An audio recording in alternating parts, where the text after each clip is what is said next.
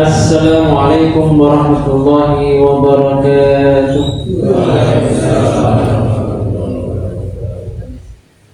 Alhamdulillahilladzi hadana lil Islam wa ja'ala al-ilma tariqan lil jinan. Wassalatu wassalamu ala sayyidina Muhammadin wa ala alihi wa ashabihi ajma'in. Amma ba'du. Fa ya ayyuhal ikhwah billah, usikum wa nafsi khati'ah awwala bittaqwallah faqad fazal muttaqun. Alhamdulillah,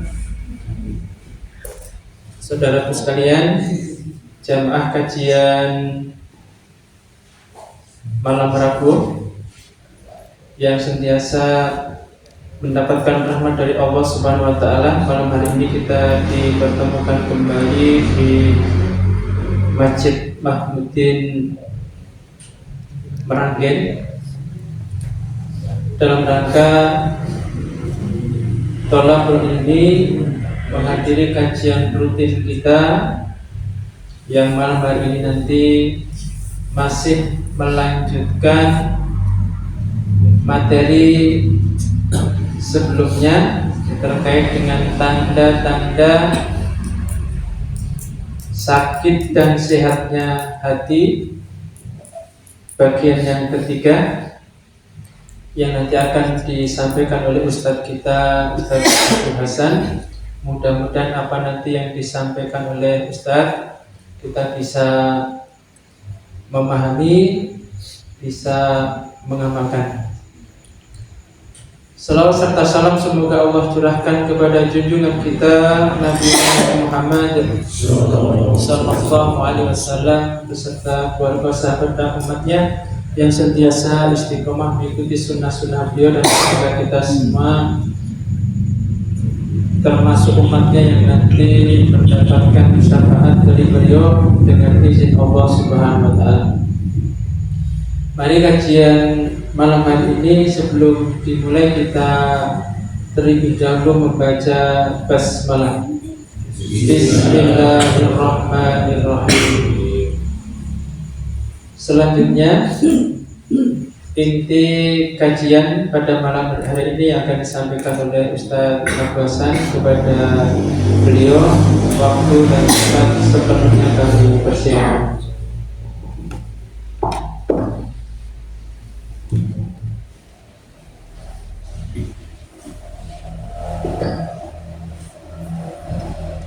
Assalamualaikum warahmatullahi wabarakatuh.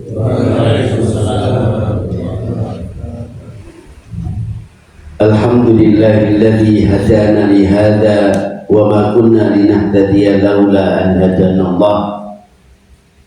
Asyhadu an la ilaha illallah wahdahu la syarika lah wa asyhadu anna Muhammadan abduhu wa rasuluh. Allahumma salli wa sallim wa barik ala hadzal nabiyil karim wa ala alihi wa ashabihi ajma'in, wa ba'd. Faqad qala 'azza wa 'ala ba'da 'a'yadzi billahi minasy syaithanir rajim, ya ayyuhalladzina amanu taqullaha wal tanzur nafsum ma qaddamat lighad wattaqullaha innallaha khabirum bima ta'malun. Sadaqallahul 'azim. Allahumma arhamna bil Quran. Kepada bapak seluruhnya yang saya muliakan, saudara sekalian, para remaja yang senantiasa kami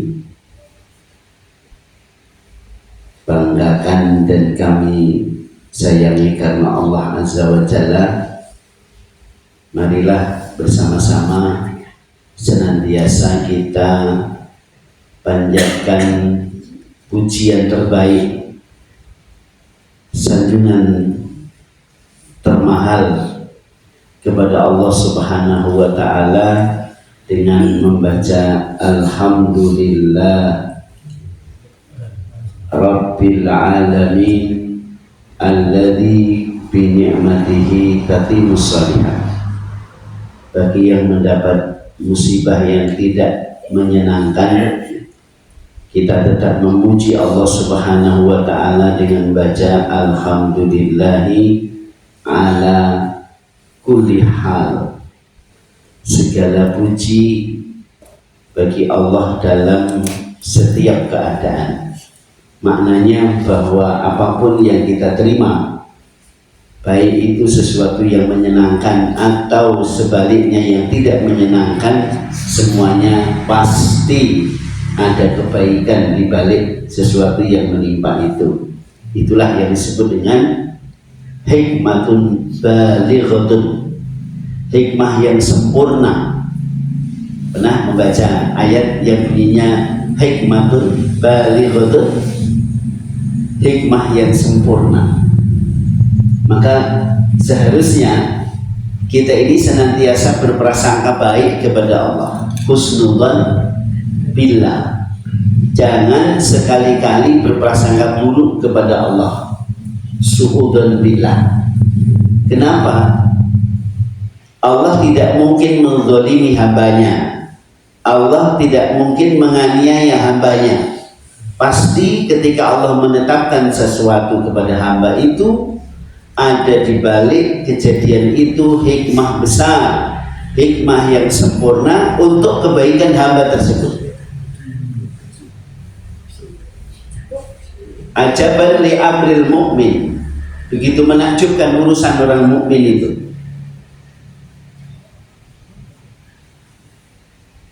Inna amrohu kullahu khair, sesungguhnya urusan orang mukmin itu semuanya mengandung kebaikan.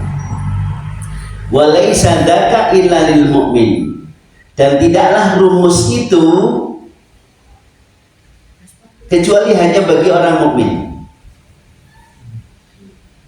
In asobat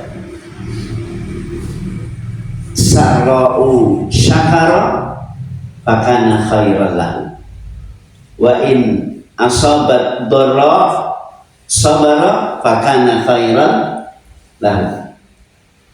Kalau dia tertimpa sesuatu yang menyenangkan, kemudian dia bersyukur kepada Allah, bagi dia kebaikan.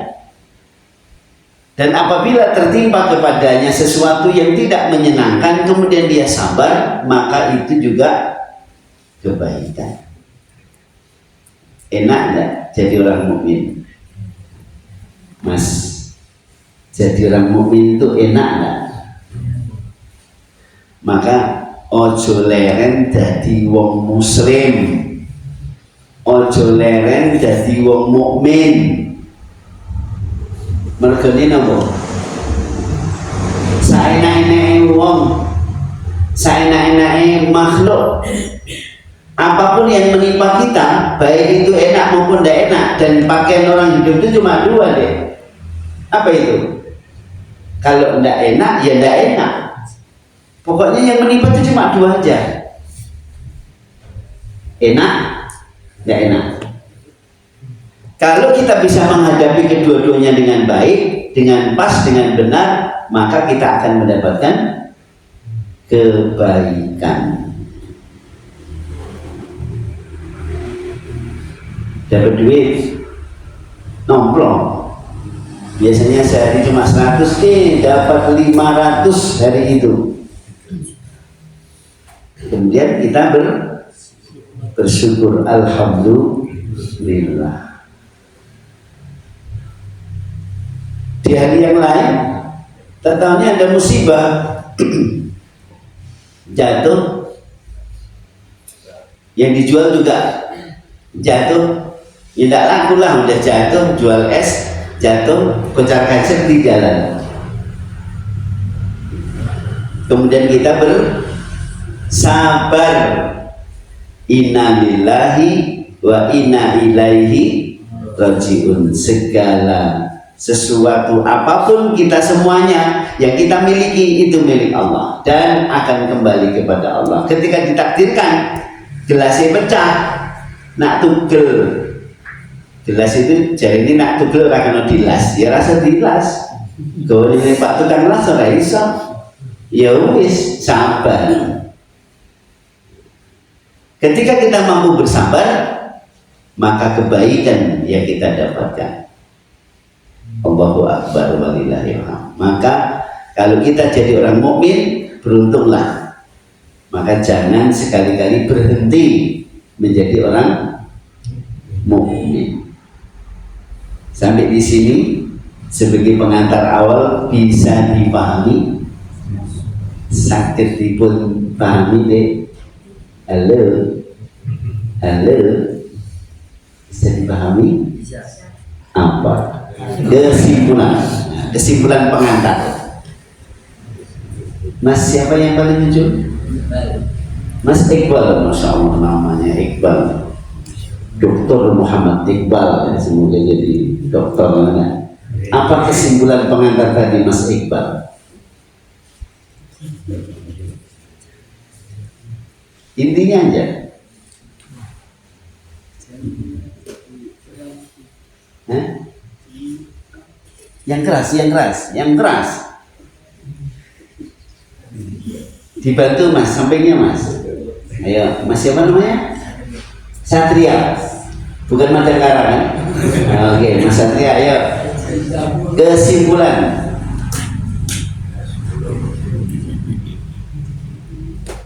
Apa kesimpulan ini? Apa Mas? Coba Mas Satria. Belum nangkep?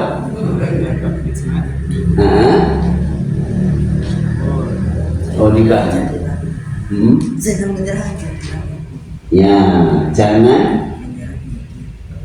Ya, selain itu, kenapa? Dibantu Mas. Mas siapa namanya? Hah? Rama. Rafa. Tolong Mas Rafa dijelaskan kesimpulan kenapa kita enak jadi orang mukmin.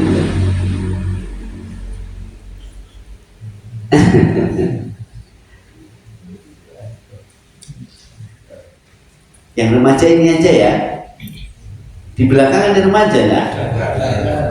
Oh, biasanya di belakang malah denger ya. Apa kesimpulannya Mas? Mas Tulus sama Mas siapa di belakang? Kesimpulan pengantar tadi itu.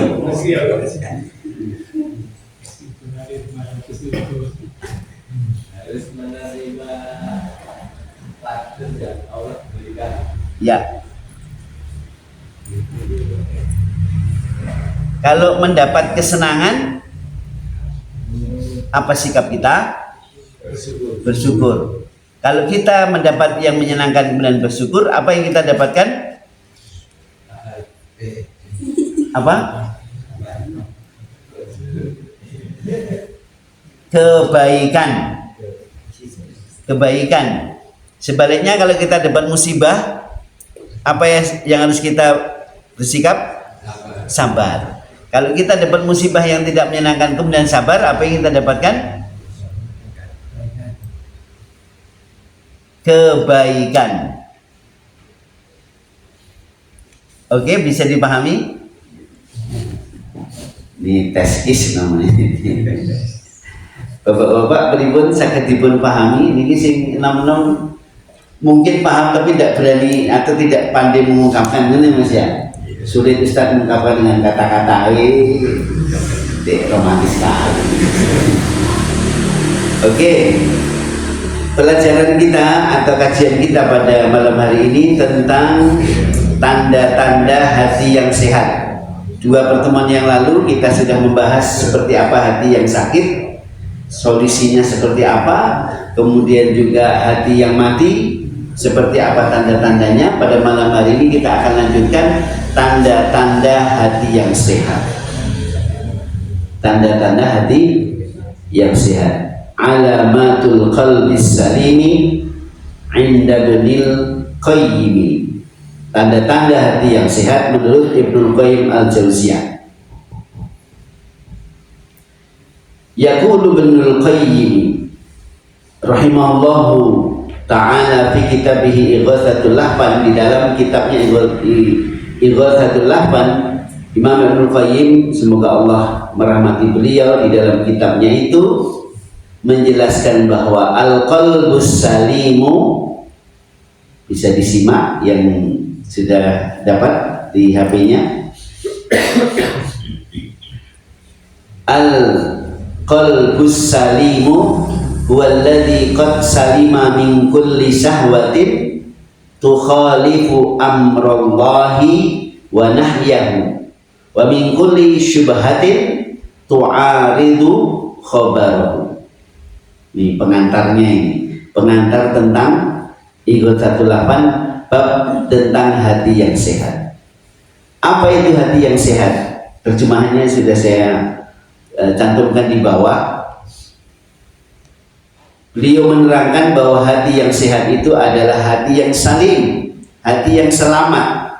Selamat dari apa? Selamat dari setiap syahwat atau nafsu yang bertentangan dengan perintah dan larangan Allah, dan dari setiap syubhat atau keraguan yang menentang wahyu atau khobar dari Allah Subhanahu wa ta'ala. Yang pertama yang harus kita pahami, Bapak-bapak, saudara sekalian, mas-mas, hati yang sehat itu adalah hati yang selamat dari syahwat nafsu yang bertentangan dengan perintah Allah. Nafsu yang bertentangan dengan perintah Allah. Misalkan ketika datang azan, perintah Allah Subhanahu wa ta'ala, kita harus cepat menerima panggilan itu, bersegera untuk menegakkan sholat. Apalagi sholat-sholat yang berat bagi orang munafik, sholat isya dengan sholat subuh.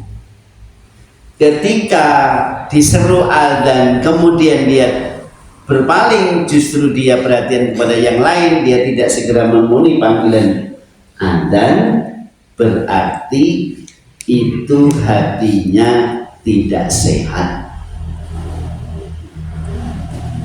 Ono azan loh, main HP terus, nah itu tondone artinya ra sehat. Tapi nak diceluki koncone dolan begadang, lek jerantah, lek cepet-cepet, nah itu berarti tondo artinya mboten sehat.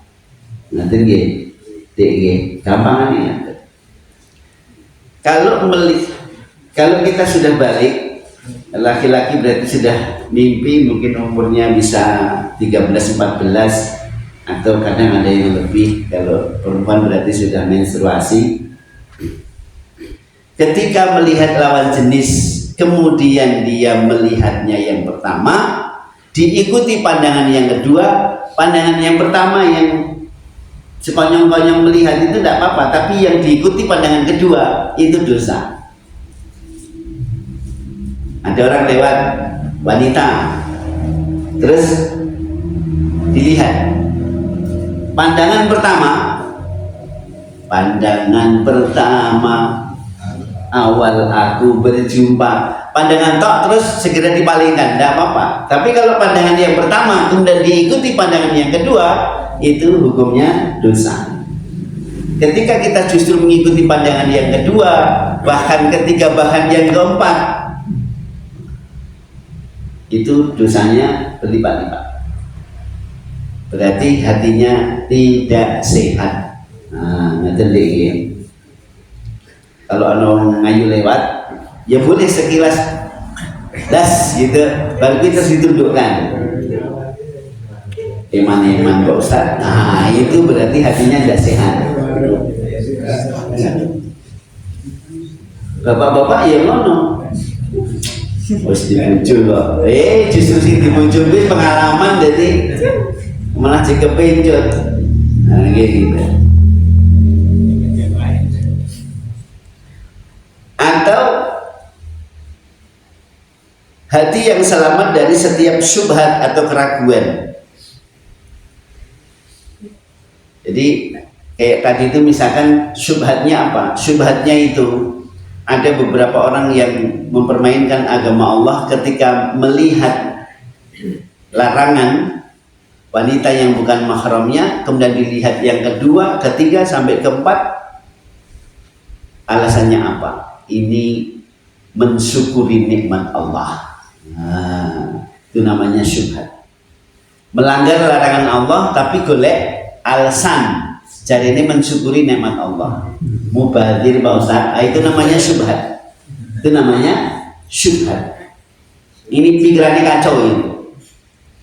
Dia kena syubhat namanya. Syubhat itu samar, pemahamannya tidak benar, samar.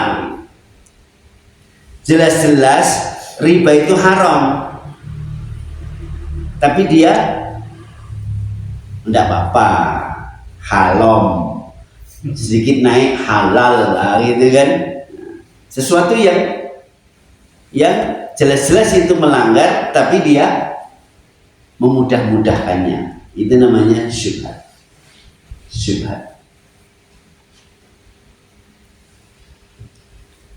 Ini pengantar tentang hati yang sehat.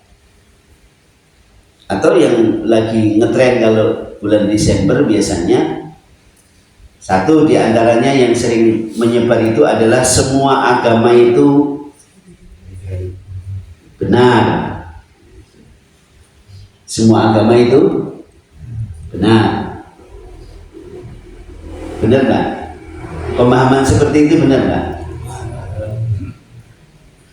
Oh, kalau tidak begitu nanti kita dibilang tidak Pancasilais. Orang yang memahami bahwa semua agama itu benar, itu kena syubhat, itu kena kerancuan di dalam memahami. Seharusnya kalau kita sebagai orang muslim harus meyakini benar bahwa agama yang benar di sisi Allah hanyalah Islam. Inna dina indallahil Islam. Tidak boleh ditawar. Cuma kita tidak boleh memaksakan keyakinan itu kepada orang lain, dan kita menghargai keyakinan orang lain dengan tidak memaksa, yaitu pilihan dia. Gitu.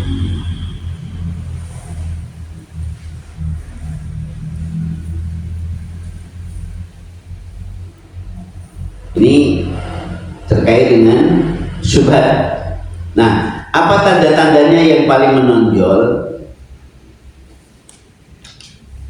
Di sini ada wa min abrazi alamatihi, tanda, dan di antara yang menonjol tanda-tanda alamatnya adalah, nah, di sini ada 8 ya. 8. 1. La yaskunu illa ilallah, la yatma'innu illa bidzikrihi, wa la ya'nasu illa bihi, wa la yafrahu illa biqurbihi. Tolong dibaca terjemahannya yang pertama. Dari mana yang pegang HP, yang ada share-sharean dari masjid? Monggo. Artinya hanya merasa tenang dengan Allah, tapi tidak merasa tenang kecuali dengan mengingatnya, tidak merasa nyaman kecuali dengannya, dan tidak merasa senang kecuali dengan kedekatan kepadanya. hati yang sehat itu tandanya hatinya betul-betul tenang dengan zikrullah, ingat Allah, ingat petunjuknya, ingat kekuasaannya, ingat bahwa Allah yang maha kuasa. Hatinya dia tenang. Kesenangan-kesenangan yang lain itu sifatnya sementara, sifatnya nisbi. Tapi kalau ketenangan yang dari Allah karena mengingat Allah, itu bisa ketenangan yang sebenarnya. Sebagaimana ketika seseorang mendapatkan musibah, pernah dapat musibah,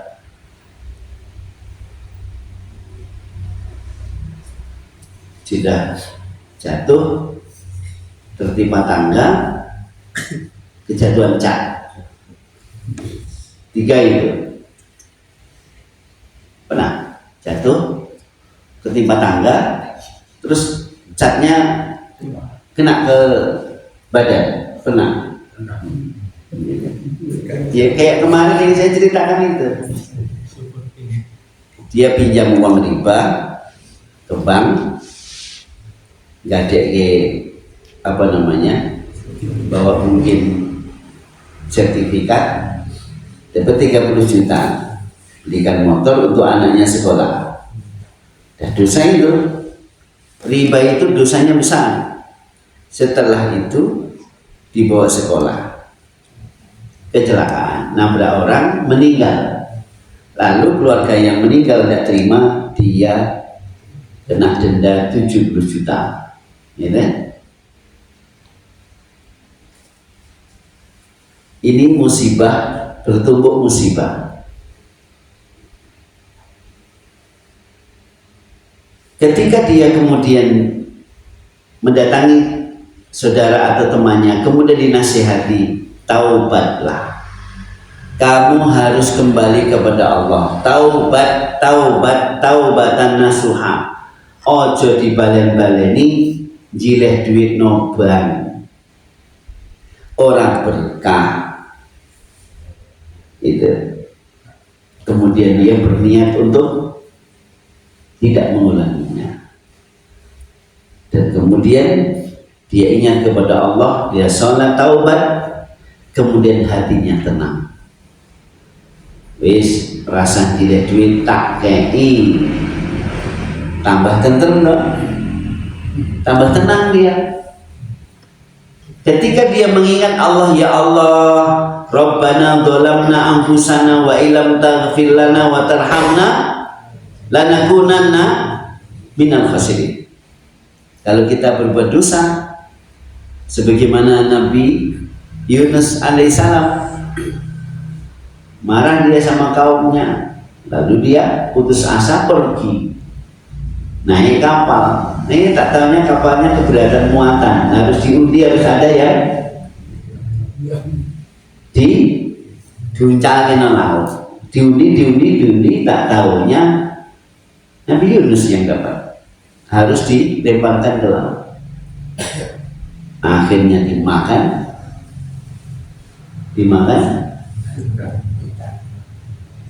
ikan yang besar.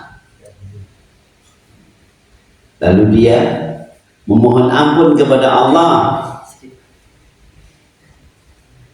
Dia menzalimi dirinya, kemudian dia mohon ampun kepada Allah.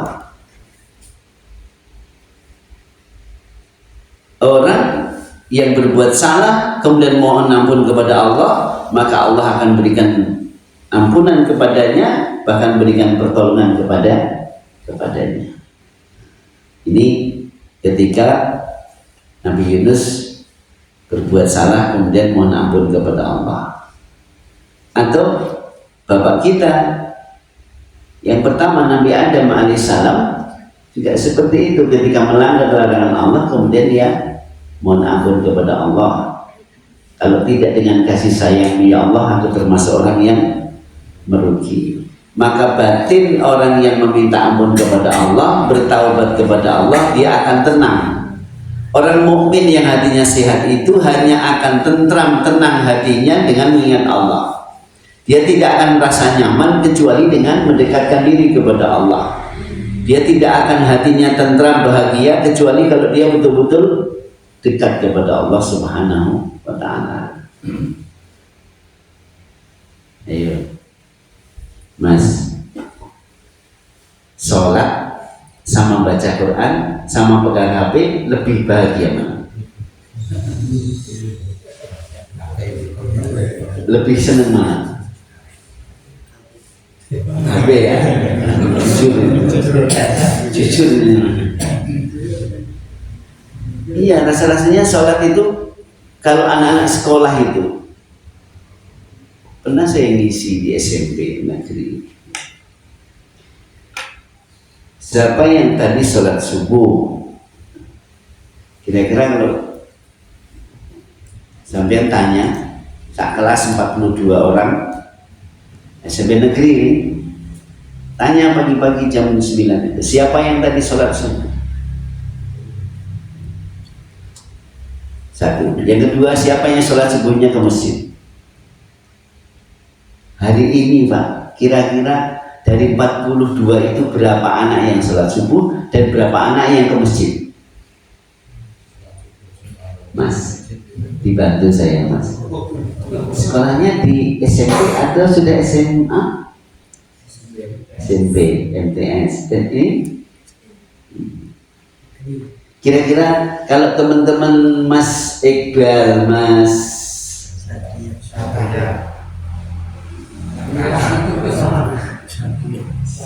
Satria, Mas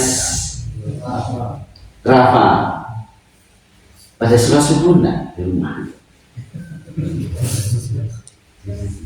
Nah, sholatnya pada ke masjid enggak?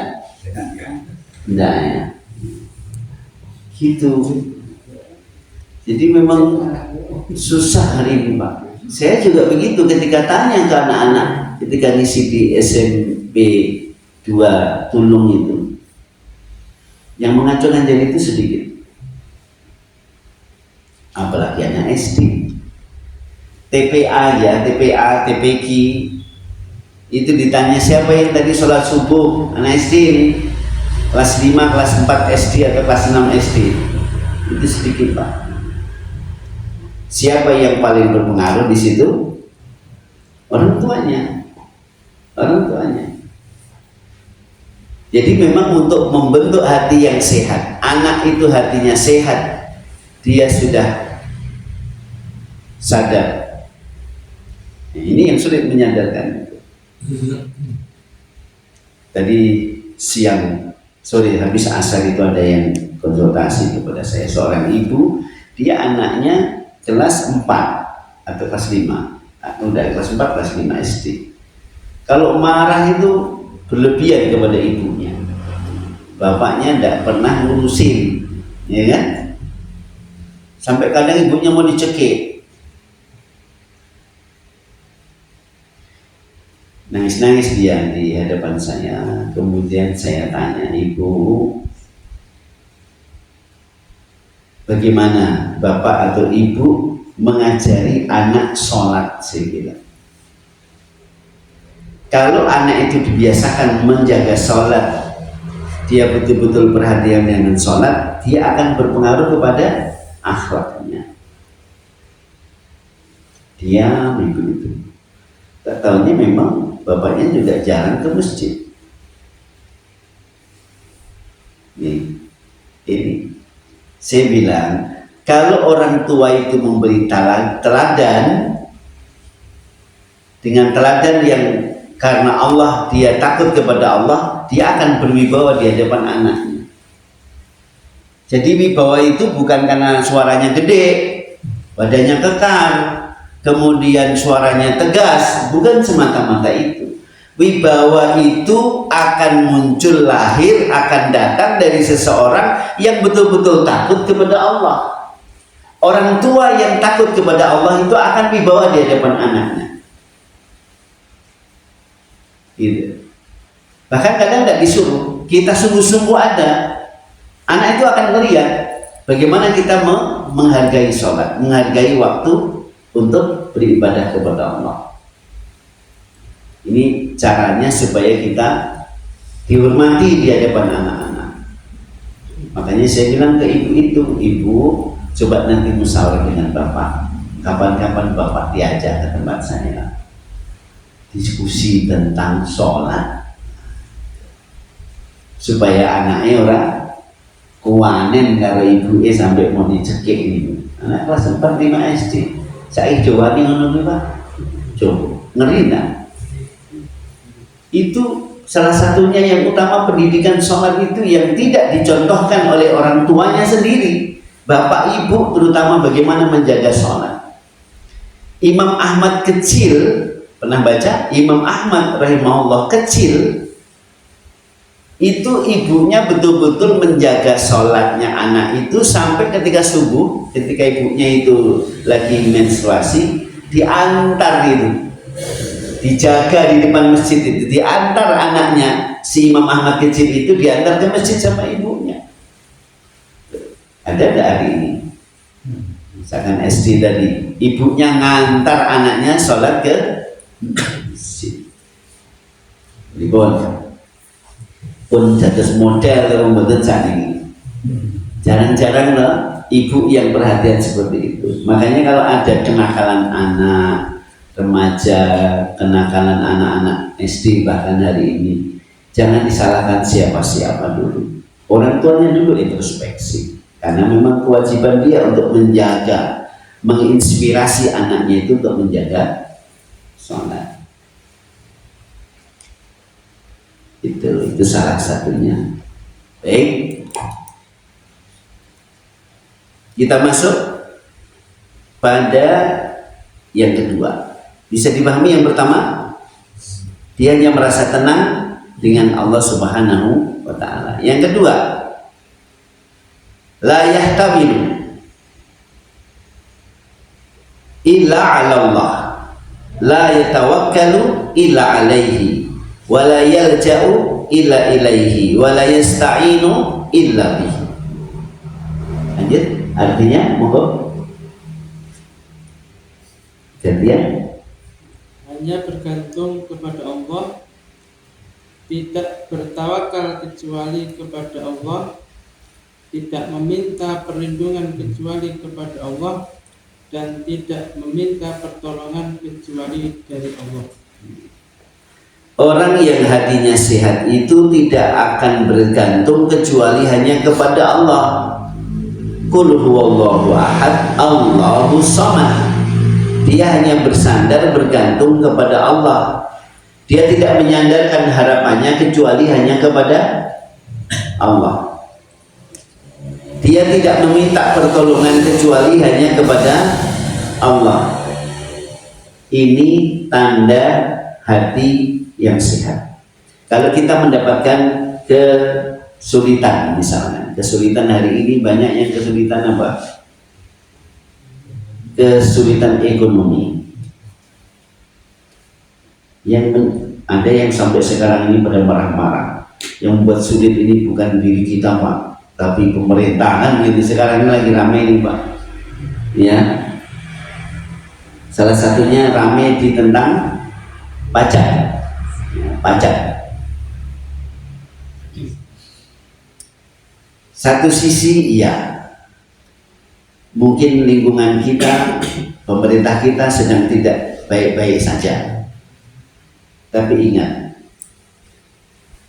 penyebab utama ketika kita mendapatkan kesulitan, kita harus kembali kepada diri kita terlebih dahulu untuk introspeksi. Karena Allah Subhanahu wa ta'ala menegaskan, wa may yattaqillaha yaj'al lahu makhraja wa yarzuqhu min haitsu la yahtasib, wa may yatawakkal 'ala Allah fa huwa hasbuh, innallaha balighu amri, qad ja'alallahu likulli syai'in qadra. Barang siapa yang bertakwa, barang siapa yang menjaga, berhati-hati, waspada, selalu dia berusaha di atas jalan Allah, dia menghindari larangannya, maka Allah akan memberikan jalan keluar dari kesulitannya. Dia akan berikan rezeki yang tidak disangka-sangka. Barang siapa yang bertawakal kepada Allah, Allah akan memberikan kecukupan. Kenapa? Innallaha balighu amri. Innallaha balighu amri. Apa artinya? Sesungguhnya seluruh urusan kita ini di atas genggaman Allah. Allah yang berkuasa, Allah yang berwenang untuk mengaturnya. Innallaha balighu amrihi. Sesungguhnya Allah yang menggenggam urusan kita itu. Maka adalah kita sandarkan kepada Allah. Dan ingat, Qad ja'alallahu likulli syai'in qadra. Sungguh Allah telah menjadikan segala sesuatu itu dengan ukuran masing-masing. Jadi masing-masing kita ini rezekinya sudah diatur oleh Allah. Masing-masing ada kadarnya sendiri-sendiri. Dan itu rahasia Allah. Maku ya ukuran semeni sopo ngerti. Sampai ngerti ini kok ngerti. Sampai tidak tahu ukurannya berapa, tapi Allah sudah memberikan ukuran. Makanya kita hanya diwajibkan untuk ikhtiar, berdoa, bertawakal. Yang menentukan rezekinya seberapa, dengan apa, di mana, itu Allah Subhanahu wa Ta'ala mutlak, tidak bisa diganggu gugat. Oke. Di sini bisa dipahami, dia tidak menyandarkan harapan kecuali hanya kepada Allah. Itu tanda hati yang sehat. Kelangan duit, kelangan pip motor, hilang barangnya, bukan dia lari kepada Allah, malah lari ke dukun, tukang ramal. Mbah, kula nembe jalan sepeda motor, nyuwun tulung dipun padosaken sinten ingkang nyolong, Mbah. Mami. Oh, sing dibuk wong ora adoh saka kowe, nggih. Arae omahe ngidul ngetan. Sapa sing dicurigai? Mas Tri, aduh kemana ngidul ngetan? Akhirnya apa? Dukun itu akhirnya melahirkan pribadi yang suka curiga kepada orang lain. Orang yang hobi datang ke dukun itu biasanya suka curiga sama orang lain. Lah saya itu pernah makan di salah satu rumah makan yang pinggir jalan yang Pecel Lele itu kan, Lamongan. Tahu-tahu ribut-ribut di belakang, berkelahi. Tanya, tak tahunya yang ribut tadi itu yang satu curiga. Dia habis datang dari dukun, dia curiga bahwa sampingnya itu yang membuat tidak laris dagangannya itu. Wah, gitu loh. Jadi ada yang salah satu warung itu datang ke dukun, terus dikasih ramalan sama dukun tadi itu kan, bahwa yang membuat kamu tidak laris sainganmu ya sampingmu kuwi. Wah, akhirnya curiga padu sampai gelut, Pak. Nah, coba. Ini asli kejadian itu.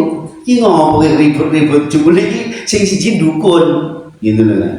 Kadang-kadang kan terjadi, Pak, ketika pas jualan, padahal ya buka, tapi orang lewat itu dia cerita, Mbak, kok dino itu bukaan apa? Loh, aku buka terus. Ada bisa kejadian seperti itu. Itu kan kerja jin ya. Kerja jin itu. Jin yang tentu mengganggu, kemudian nutupin pandangan orang yang lewat bahwa tempat si fulan itu jualannya tutup. Padahal buka sekesok tengah sore buka terus. Tapi orang ketok sesuk meneh. Mbak, jadi ini ngopo ora buka-buka? Aku buka terus. Tak taunya ada orang yang tidak suka kemudian mengirim itu. Gitu. Namanya dukun itu, satu kali tebakannya benar itu bisa mengalahkan kedustaan yang 99. Kayak di Wonogiri, Pak. Kalau sampai ke Wonogiri ada melewati namanya Alas Pegat, tahu nggak? Hutan cerai. Jadi nak menganten anyar orang oleh lewat kono, Pak. Kalau nganten baru itu tidak boleh lewat ini. Nanti kalau lewat situ cerai, Pak. Dulu mungkin kejadian sekali, Pak. Kebetulan dia cerai gitu kan. Lewat alas itu akhirnya disebutlah oleh masyarakat itu Alas Pegat. Nah, pengantin baru yang lewat situ pada takut gitu. Padahal kebetulan yang tadi itu cerai gitu. Nah, itulah masyarakat seperti itu. Ini karena dia tidak mengembalikan kepada Allah Subhanahu wa ta'ala.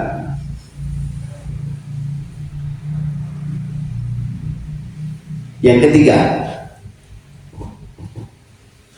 ketiga, la yarghabu illa ilallah, la yadlubu hajati illa minhu, wa la yarju illa fadlahu, wa la yakhafu illa dzambahu. Artinya,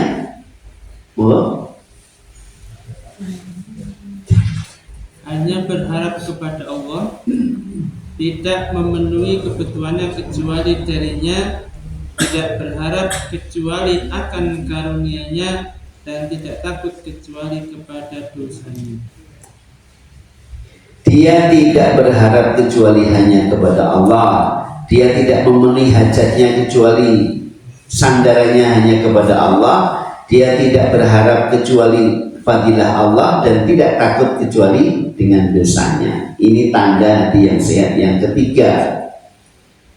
Hampir-hampir mirip dengan yang sebelumnya, tapi lebih kepada ketika sandaran kita, berharap kita kepada Allah Subhanahu wa ta'ala.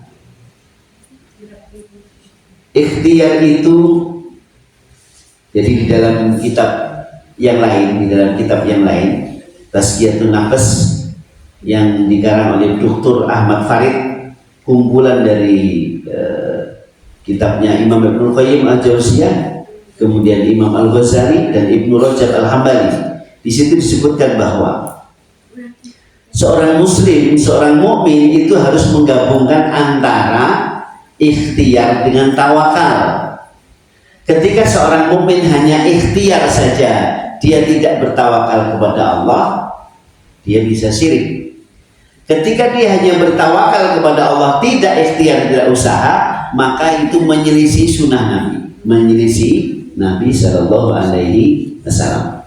Makanya antara tawakal dengan ikhtiar itu harus seiring, dua-duanya harus ada. Bisa dipahami? Kalau hanya menyandarkan kepada tawakal, dia tidak ikhtiar, itu menyelisih Nabi. Kalau dia hanya ikhtiar dan tidak tawakal, itu bisa terjerumus ke dalam kesyirikan.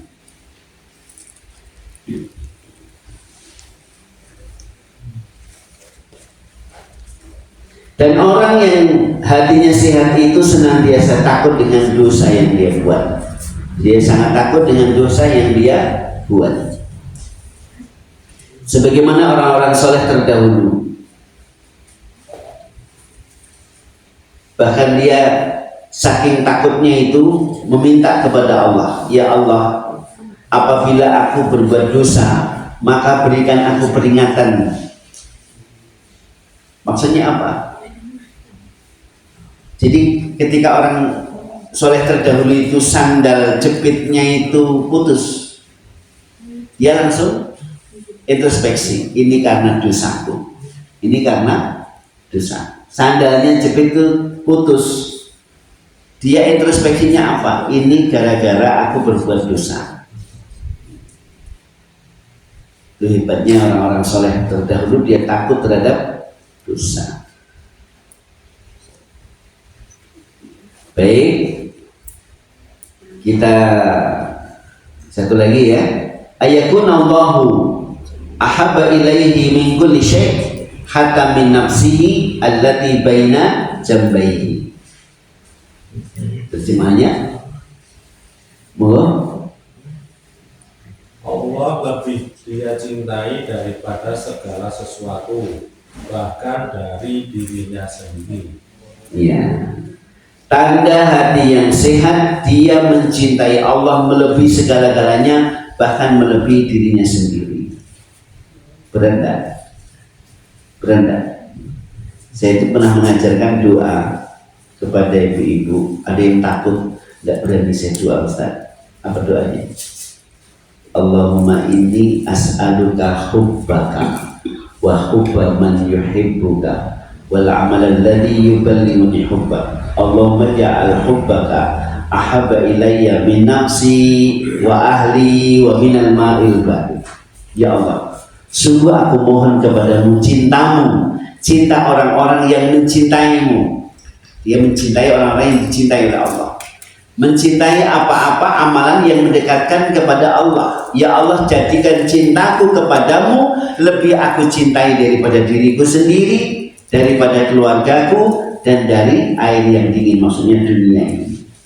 Takut saya Ustaz kalau mendoa itu berat. Mencintai Allah melebihi dirinya, keluarga, dan dunia ini. Sampun nanti dungo ngaten niku. Kira-kira wani orang. Ya Allah, jadikan cintaku kepadamu ya Allah lebih aku cintai daripada diriku sendiri, daripada keluargaku, dan daripada dunia ini. Keinginan-keinginan minggir, kemauan-kemauan minggir. Kalau berserempetan dengan maunya Allah, syariat Allah, dia minggir itu kemauannya. Gitu loh. Itu baru cinta Allah dengan sebenar cinta. Kalau ada yang nyerempet-nyerempet, dia harus minggir.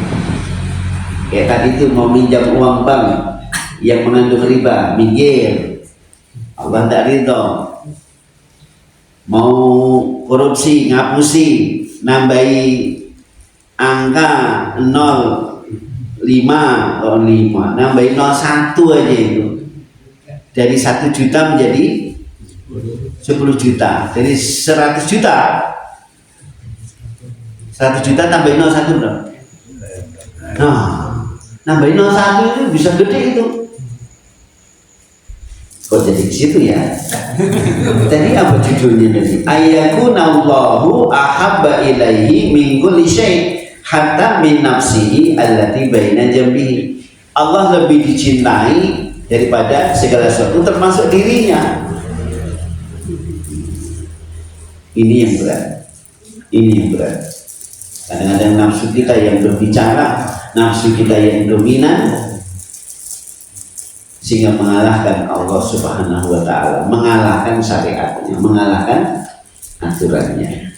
Baik, pas jam 9 dapat 4 nomor lumayan, tapi minimal ada yang bisa dibawa pulang, ada yang bisa dipahami. Sengaja saya buat makalahnya atau kopiannya, saya kasih sakal, saya kasih terjemahan, biar di share, kemudian nanti dibaca-baca ulang lagi. Harapannya apa? Hati kita menjadi sehat. Hati yang sehat itu jaminannya kalau kita meninggal, Bapak Ibu, Bapak Saudara sekalian, siapa yang dia meninggal dalam keadaan hatinya salim, dia sehat, maka dia akan selamat dari siksa Allah. Dia akan mendapatkan kebahagiaan. Dia akan mendapatkan apa yang selama ini dia berdoa kepada Allah, mendapatkan surganya yang penuh dengan kenikmatan. Wabillahi taufiq wal hidayah. Wa akhiru da'wana alhamdulillahi rabbil alamin. Assalamualaikum warahmatullahi wabarakatuh. Selalu dukung channel kami dengan subscribe, like, dan tekan loncengnya.